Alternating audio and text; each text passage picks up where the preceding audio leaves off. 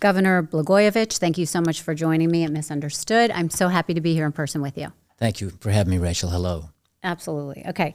So it's been a huge week in the news, and I have an expert here to go over it. So before we get into you, I thought I could ask you a few questions about your thoughts about what's happening. Is that okay? Sure, of course. Okay. So finally, we have the next Speaker of the House, the little-known lawmaker from Louisiana, Mike Johnson. He prevailed after a chaotic process that saw 3 other nominees fail to get the votes. Did they get it right this time? Well, they've got a speaker. The question on whether or not they got it right remains to be seen. Yeah. Let's see what they do and how they approach it. But, you know, I spent 6 years in the U.S. Congress, and so I'm no stranger to those caucuses where you have to pick a leader. I want to confess to your audience that I actually supported Nancy Pelosi. Of that, I'll plead guilty. But he seems to be a guy that was able to build a consensus. Obviously, he did, necessary to be in the position that he's in. He's a supporter of President Trump, and President Trump supported him. And so if he's good enough for President Trump, then as far as I'm concerned, he's good enough for me. Okay, interesting. Do you think Democrats can work with him, considering that he was against certifying the election? I think Democrats will not want to work with him. They're going to be all about playing politics, which is what they've done since the Republicans took over the House in the last election. It's what they were all about when President Trump was president. So I would expect the Democrats to be just as much an obstacle as they have been before and to resist that. However, in a not very long period of time, they're going to have to come up with some sort of a budget or the government's going to shut down. So there will be an opportunity to try to find some common ground and ways to compromise to actually do things for the people. Right.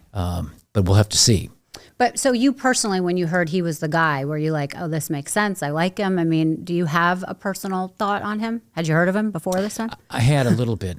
I'm not that familiar with, a lot of the members of Congress today because, well, I was in exile for a while. But I have seen him on television, and I do know that he's been supportive of President Trump. And today, the Republican Party is going through a political realignment. It's changing from the old corporate country club Republican Party that really had no interest in looking after the little guy's interests to the party that Donald Trump is making it into, a party that's about a lot of different things, including concern for working people. And so Congressman Johnson, now Speaker Johnson, the fact that he is supportive of that agenda, to me, indicates that there's hope for this session of the United States Congress. Right. Okay. I can appreciate that.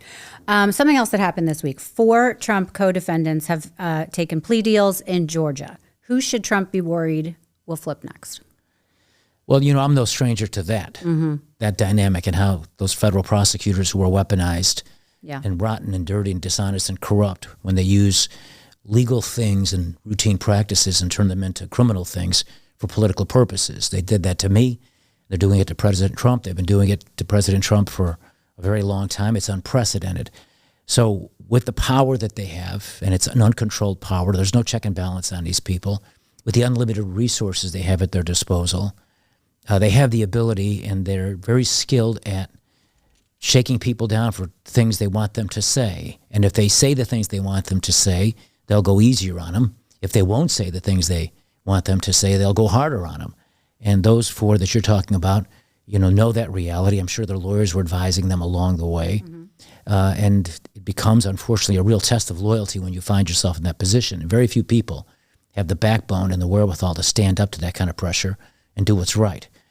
So if you're asking me, am I surprised by those 4 particular people? I'm not. Sidney Powell she was a wild card from the very beginning. She was sort of out there on her own making crazy allegations that were not part of what the Trump people were doing. Jenna Ellis was like in over her head, very young and very fearful and afraid. Scared, yeah. She said certain things, and then as soon as the pressure was on, she immediately caved in Colorado to save her law license and admitted that she lied. And then when this happened, it didn't take her long to fold. So those don't surprise me. Mark Meadows, don't know enough about the details of that, but I'm not really surprised about that either. But I do believe that really none of them can really say anything, if they're being honest, that would be harmful from a legal point of view to President Trump. The things that Mark Meadows is going to say are basically very much similar to the stuff I've experienced. So what? It's legal. the President of the United States and any citizen of our country has a right to question whether or not an election was properly run or not. There's nothing criminal about that. And when the president goes to Washington and exercises his right to, as a citizen, to redress his grievances, and tens of thousands of people go there to do the same thing, in other words, march on City Hall, this is supposed to be what we're supposed to do as citizens. Now, when some crazy people go off and do what they do and break laws, well, they're accountable and they should be held responsible for that.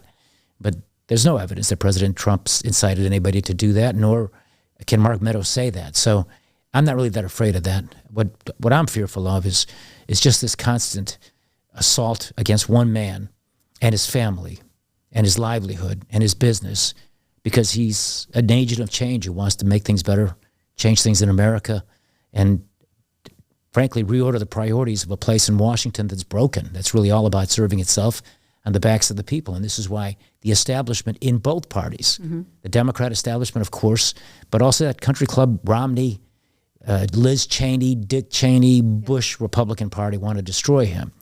And this is probably, I think, the most serious constitutional crisis our country's facing since the Civil War. The idea that you can use weaponized prosecutors to bring fake charges on things that aren't crimes and inject it into the political process at the highest level. We've never seen anything like this before.